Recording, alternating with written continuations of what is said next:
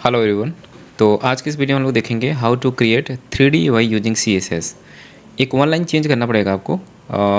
अगर आप इस वीडियो पे आए हो तो मुझे ये आशा है कि आपको बाकी सारी चीज़ें तो आती होंगी।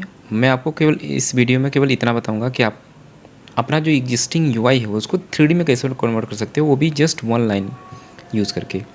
तो देखो, मैं अपने कोड में चलता हूँ और यहाँ पे एक मिनट मैं अपना VS कोड खोल लेता हूँ और मेरा 3D HTML जो ओपन कर लेता हूँ उसको। तो देखो, 3D UI बनाने के लिए ना पर्सपेक्टिव एक CSS होता है, एक टॉपिक होता है CSS में, उसका यूज़ किया जाता है पर्सपेक्टिव, जो कि आपके एग्जिस्टिंग UI में 3D इफेक्ट डालता है। आप इसको ऐसा समझ सकते हो कि जैसे आपका कैमरा होता है ना, आप जब कैमरा से कोई चीज़ शूट करते हो, let's suppose with an example कि आपके पास कैमरा है और आपके पास कोई मंदिर और आप उसकी पिक्चर ले रहे हो।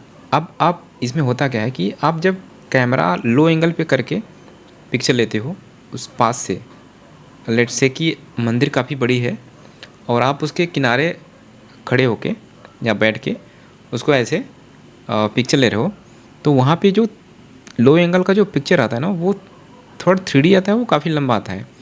तो इस चीज़ को आपको पर्सपेक्टिव से कैसे समझ सकते हो, यहाँ पे आप, मेरा UI लोड हो चुका है, तो यहाँ पे आप देख सकते हो कि जब मैं इस पर होवर करता हूँ ना, तो ये थोड़ा जूम होता है और ये थोड़ा सा रोटेट होता है वाई एक्सिस पे ऐसे। ये हमारा वाई एक्सिस हो गया और ये पहले तो ये हमारा कार्ड ऐसे फ्लैट था और ये थोड़ा सा ऐसे रोटेट हो गया है, ठीक है। ये देख रहे हो, थोड़ा सा स्केल हो रहा है और ये थोड़ा सा रोटेट हो रहा है। अब हमने यहाँ पे क्या किया है, ये हमारा सिंपल एक 3 कार्ड है, बेसिक कार्ड है। अभी देख सकते हो आप, 3 बेसिक कार्ड है। इनमें 3D बनाने के लिए बस जस्ट वन CSS यूज हुआ है, वो है पर्सपेक्टिव का। अब पर्सपेक्टिव में हम 3D ऐसे बनता है कि उस चीज़ को वो 3D पर्सपेक्टिव में कन्वर्ट कर देता है। जैसे कि जब भी आप पर्सपेक्टिव यूज़ करते हो, उसमें एक कैमरा का कॉन्सेप्ट आ जाता है।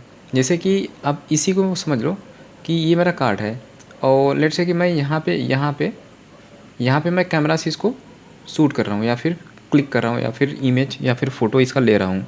तो जब आप कैमरा के जब आइटम के पास होते हो, आप उसके पास से जब पिक्चर लेते हो, तो उसका जो 3D इफेक्ट बनता है वो काफ़ी बड़ा बनता है। अब यही मैं यहाँ से ना लेके यहाँ से लूँ अगर, तो 3D इफेक्ट जो होगा वो थोड़ा कम आएगा।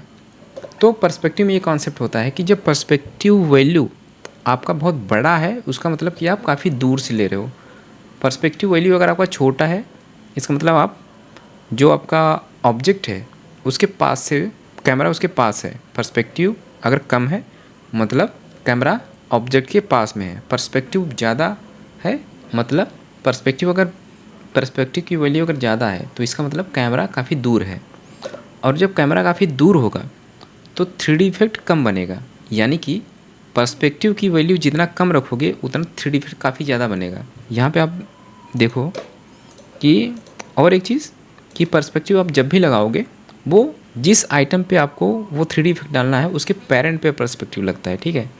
अभी जैसे मुझे कार्ड पे लगाना है तो मैं पर्सपेक्टिव प्रॉपर्टी इसके पेरेंट पे लगाऊंगा, यानी कि कार्ड्स पे।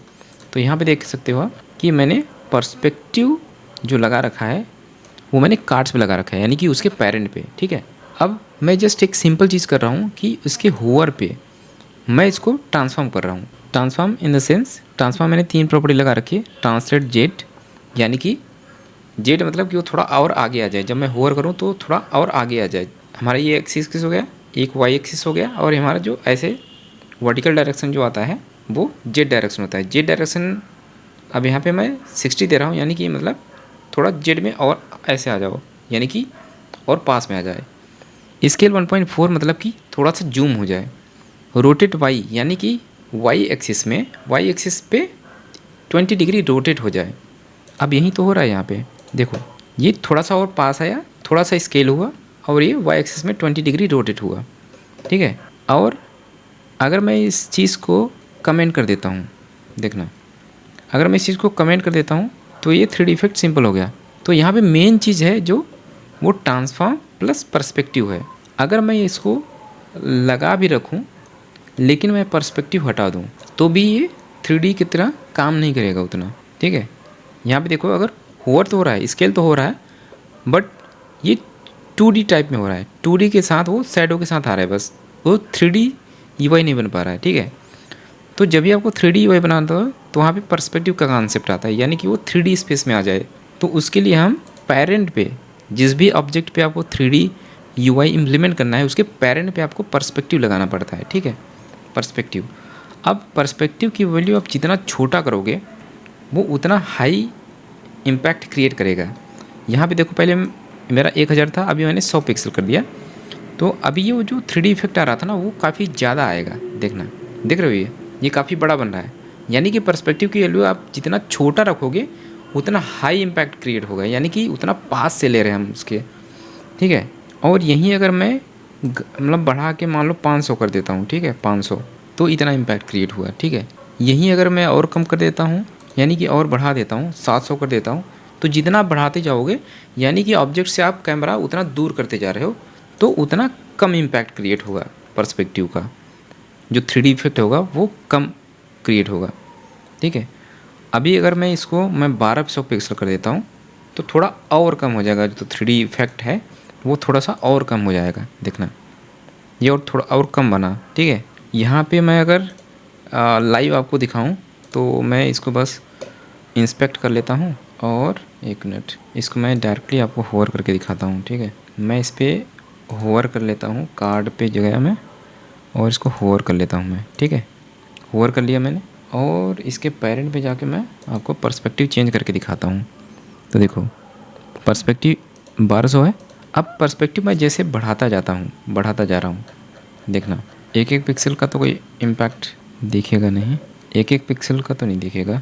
अब लेट से कि मैं 300 पिक्सल करता हूँ, ठीक है, 300 पिक्सल, तो ये इतना बड़ा हुआ। यही मैं अगर 100 पिक्सल करता हूँ तो और बड़ा क्रिएट हुआ। देखो, जितना कम करोगे उतना हाई इम्पैक्ट क्रिएट होगा पर्सपेक्टिव का, उतना ज़्यादा 3D इफेक्ट आएगा।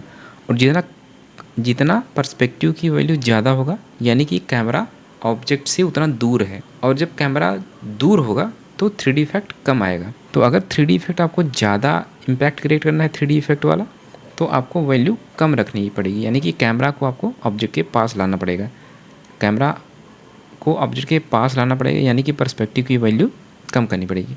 इसको आप इस तरीके से समझ सकते हो कि जो पर्सपेक्टिव है, पर्सपेक्टिव की जो वैल्यू है वो हमारी कैमरा और ऑब्जेक्ट के बीच डिस्टेंस है। इस तरीके से आप सिंप्लीफाई कर सकते हो इसको, ठीक है। यहाँ पे आप देखो, मैं कम करता जा रहा हूँ तो ये इम्पैक्ट। अभी मुझे एक जस्ट आइडिया आया है कि इसको आप अगर जावास्क्रिप्ट इसमें इम्प्लीमेंट करोगे ना, तो ये और भी अच्छा बनेगा। या फिर की फ्रेम ऐड करोगे तो इसको जैसे एनिमेशन के थ्रू इसकी वैल्यू जो है धीरे धीरे बढ़ा सकते हो, तो उसमें और थोड़ा ऐसा एक एनिमेशन इफेक्ट आ जाएगा, और उससे आपका UI जो 3D इफेक्ट है ना वो और भी अच्छा लगेगा।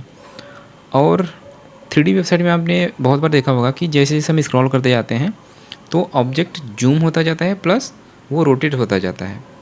तो जावास्क्रिप्ट की हेल्प से आपका जो ट्रांसफॉर्म प्रॉपर्टी है, आप जावास्क्रिप्ट से क्या करोगे कि ऑन स्क्रॉल इवेंट लगाओगे, और जैसे जैसे पेज स्क्रॉल होता जाएगा हम क्या करेंगे, वो जो रोटेट की प्रॉपर्टी है उसको हम इंक्रीज़ करते जाएंगे, तो हमारा ऑब्जेक्ट रोटेट होता जाएगा। प्लस स्केल की वैल्यू बढ़ा सकते हैं हम स्क्रॉल पे, तो हमारा बढ़ स्केल भी होता जाएगा और रोटेट भी होता जाएगा, तो उसमें 3D इफेक्ट और भी अच्छा हो जाएगा। तो इसके अराउंड आप प्ले कर सकते हो विथ CSS एंड जावास्क्रिप्ट। और अगर जावास्क्रिप्ट आप नहीं भी यूज़ करना चाहो तो आप CSS से ही यूज़ कर सकते हो विथ की फ्रेम की हेल्प से भी आप उसको एनिमेट करा सकते हो और धीरे धीरे बढ़ा सकते हो वैल्यूज़ की, और इसके बीच एक्सपेरिमेंट करके आप अपने UI को और भी बेटर बना सकते हो, और काफ़ी सारी चीज़ें सीख सकते हो इसके अराउंड।